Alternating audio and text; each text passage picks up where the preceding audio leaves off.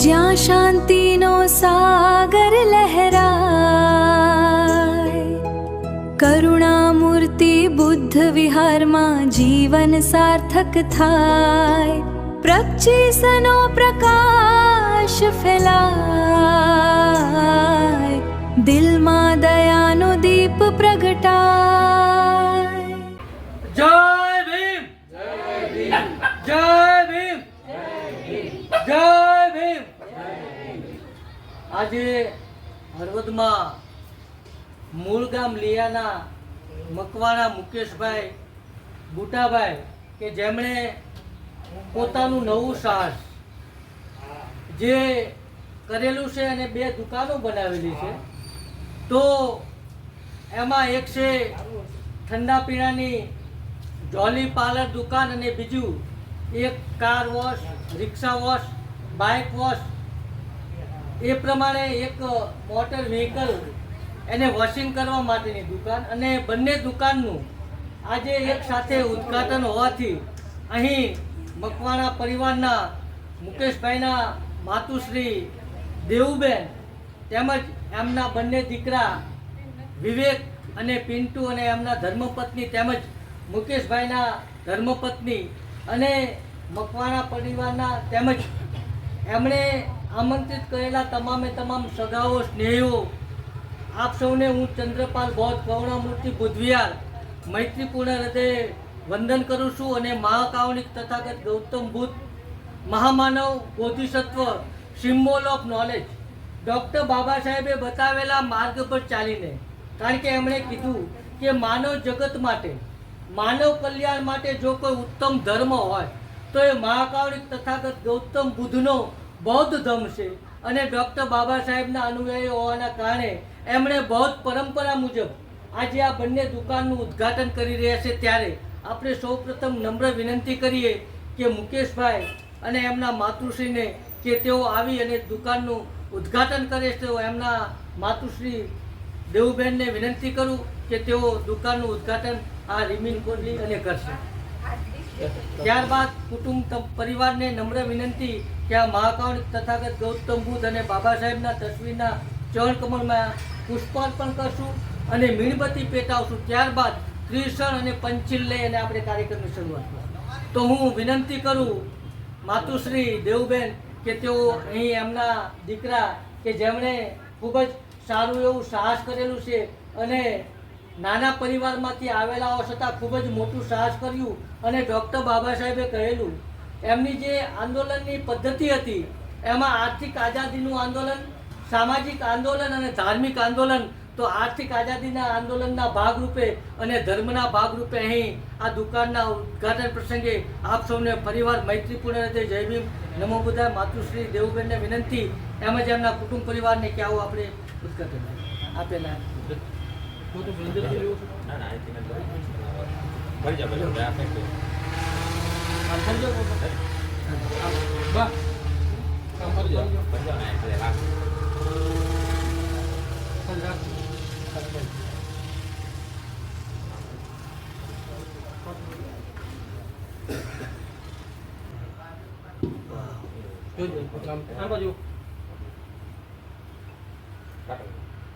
જય ભીમ. તથાગત ગૌતમ બુદ્ધ કી કરુણા હો, કરુણા હો. અહીં સૌ પ્રથમ તમે મીણબત્તી પેટાવશો માજી. આવો મુકેશભાઈ, તમારા ધર્મપત્ની બંને દીકરા એમના માજી.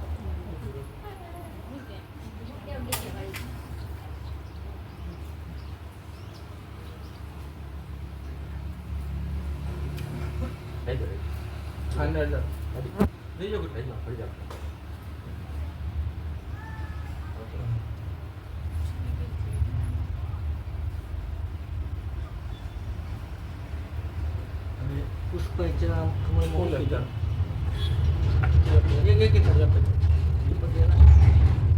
વાલા પટ્ટી બધા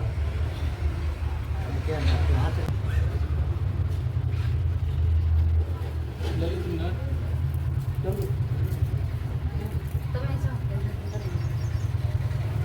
અહીં જે જોલી પાન પાર્લર અને વીએમ ઓલ વલ્કેનાઇઝિંગ જે વોશિંગ આ બંને દુકાનનું એકસાથે ઉદ્ઘાટન કરવામાં આવ્યું છે. તો હવે સૌ પ્રથમ આપણે એમના કુટુંબ પરિવારો અને બે વડીલોને પણ કંઈ આવી અને મહાકારુણિક તથાગત ગૌતમ બુદ્ધના ચરણ કમળમાં પુષ્પ અર્પણ કરશે, ડૉક્ટર બાબા સાહેબના ચરણ કમળમાં પુષ્પ અર્પણ કરશે.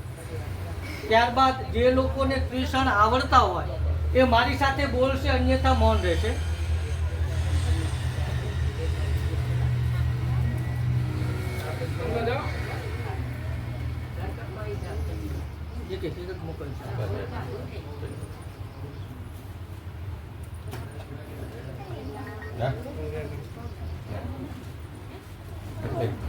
ખુલ્લે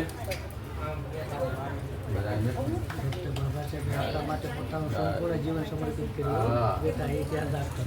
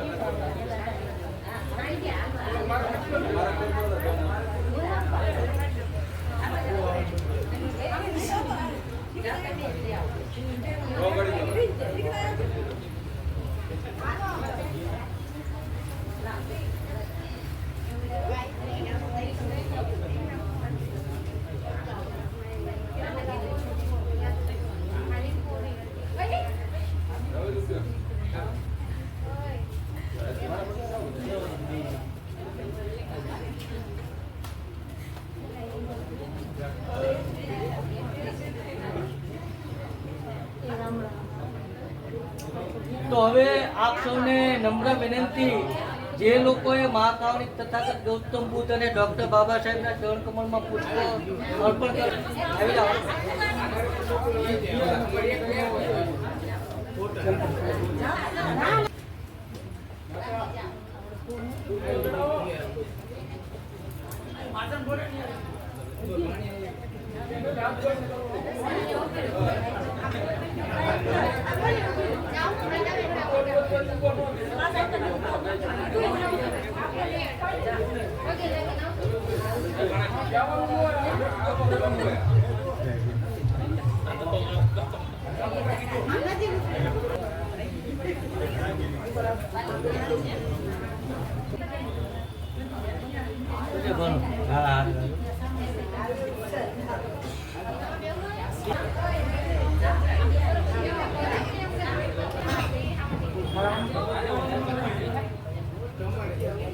મહાકારુણિક તથાગત ગૌતમ બુદ્ધના ચરણ કમળમાં પુષ્પ અર્પણ કર્યા, ડૉક્ટર બાબા સાહેબના ચરણ કમળમાં પુષ્પ અર્પણ કર્યા, મીણબત્તી પેટાવી અને બૌદ્ધ પરંપરા મુજબ જ્યારે નવા ધંધાની નવા સાહસની શરૂઆત મુકેશભાઈ મકવાણાએ કરી છે અને હું એમનો આભાર માનું છું કે એમણે મને આમંત્રણ આપ્યું.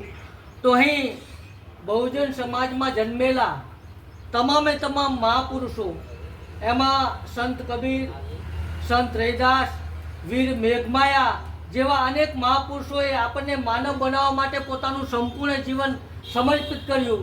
તો મહામાનવ બોધિસત્વ ડૉક્ટર બાબા સાહેબે કહેલું કે આપણા જીવનનો વિકાસ માત્ર અને માત્ર બૌદ્ધ ધર્મ થકી થશે. એટલે મુકેશભાઈએ જે બૌદ્ધ પરંપરા મુજબ નવી શરૂઆત કરી છે, નવું સાહસ કર્યું છે, તો આપણે હવે ત્રિશણ અને પંચીલ લઈશું. જે લોકોને આવડતા હોય ત્રિશણ અને પંચીલ એ મારી સાથે બોલશે, અન્યથા આપ સૌ મૌન રહેશો, બંને હાથ જોડી અને આંખો બંધ કરી અને બેસશો. નમો તચ્છ ભગવતો અરહતો સમ્મા સંબુદ્ધસ્સ. નમો તચ્છ ભગવતો અરહતો સમ્મા સંબુદ્ધસ્સ. નમો તચ્છ ભગવતો અરહતો સમ્મા સંબુદ્ધસ્સ. બુદ્ધં શરણં ગચ્છામિ, ધમ્મં શરણં ગચ્છામિ, સંઘં શરણં ગચ્છામિ દ્વિતીયમ્પિ બુદ્ધં શરણં ગચ્છામિ દ્વિતીયમ્પિ ધમ્મં શરણં ગચ્છામિ દ્વિતીયમ્પિ સંઘં શરણં ગચ્છામિ તૃતીયમ્પિ બુદ્ધં શરણં ગચ્છામિ તૃતીયમ્પિ ધમ્મં શરણં ગચ્છામિ તૃતીયમ્પિ સંઘં શરણં ગચ્છામિ પાણાતિપાતા વેરમણિ સિક્ખાપદં સમાદિયામિ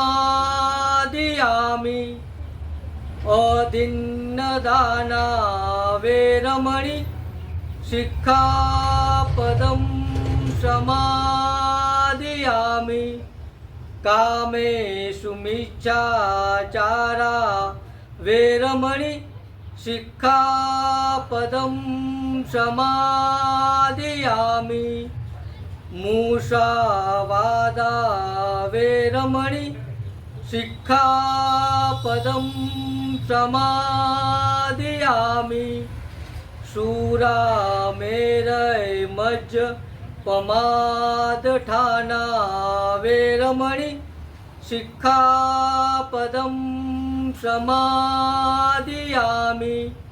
સાધુ સાધુ સાધુ સકારાત્મક પંચીલ પહેલા હું બોલું છું પછી આપ બોલશો. મૈત્રીપૂર્ણ કર્મ કરીને હું મારા શરીરને શુદ્ધ કરું છું. મુક્ત હસ્તે દાન કરીને હું મારા શરીરને શુદ્ધ કરું છું.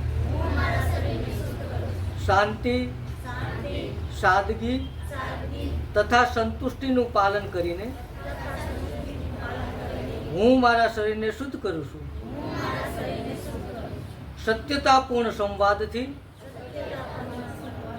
હું મારી વાણીને શુદ્ધ કરું છું.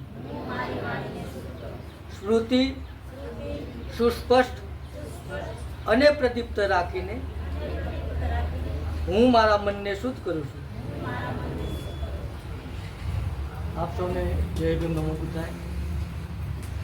ડૉક્ટર બાબા સાહેબે કહેલું કે સૌથી મોટામાં મોટી માનવ સેવા જો કોઈ હોય, આ ડૉક્ટર બાબા સાહેબનું કોટેશન છે. એમણે જગતના તમામે તમામ ધર્મના ધર્મદાતાઓએ કહેલી વાતો, તમામે તમામ માત્ર ભારતના જ નહીં જગતના તમામે તમામ ધર્મદાતાઓએ કહેલા પુસ્તકો, એ પુસ્તકોમાં લખાયેલી વાતો, એ ધર્મગ્રંથોની વાતો વાંચ્યા પછી એમને એવું લાગ્યું કે માનવ જગત માટે, માનવ કલ્યાણ માટે, માનવ વિકાસ માટે અને દરેક મનુષ્યને માનવ માનવામાં આવે અને સન્માનભેર માનવ જીવન જીવી શકે.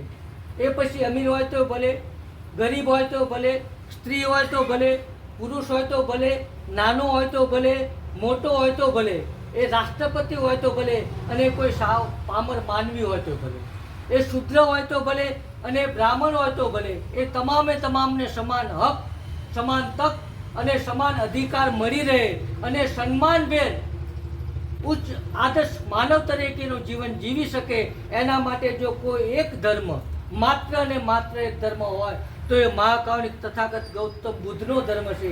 એટલે એમણે કહેલું કે સૌથી મોટામાં મોટી માનવ સેવા જો કોઈ હોય તો એ બૌદ્ધ ધર્મનો પ્રચાર અને પ્રસાર છે. સાથે સાથે એમણે પોતાના જીવનના તમામે તમામ અનુભવોનો નિચોડ પોતાના જીવનના અંતિમ દિવસમાં જગતને જે એક મહાન ગ્રંથ ભેટ આપેલો, જે ગ્રંથનું નામ છે the Buddha and his Dhamma, એટલે કે મહાકારુણિક તથાગત ગૌતમ બુદ્ધ અને એનો ધર્મ. અને એમાં એમણે સ્પષ્ટ લખેલું છે કે સામાજિક ઉત્થાન માટે અનેક સાધનોની જરૂર પડે. એમાં કયું સાધન પહેલું વાપરવું અને કયું સાધન પછી વાપરવું એનો ક્રમ કાયમ એકસરખો રાખી શકાય નહીં. કારણ કે ક્યારેક શિક્ષણની જરૂર પડે, ક્યારેક આર્થિકતાની જરૂર પડે, ક્યારેક એકતાની જરૂર પડે, ક્યારેક રાજકારણની જરૂર પડે અને ક્યારેક કમ અને સંઘર્ષની પણ જરૂર પડે. પરંતુ ડૉક્ટર બાબા સાહેબ માનતા કે સામાજિક ઉત્થાન માટે અનેક સાધનોની જરૂર પડે. એમાં કયું સાધન પહેલું વાપરવું અને કયું સાધન પછી વાપરવું એનો ક્રમ કાયમ એક સરખો રાખી શકાય નહીં. પરંતુ જો ક્રમ આપવાનો જ હોય તો એ ધર્મ પરિવર્તન એટલે કે મહાકારુણિક તથાગત ગૌતમ બુદ્ધના ધર્મની દીક્ષા લેવું એ પ્રથમ અને છેલ્લું પગથિયું.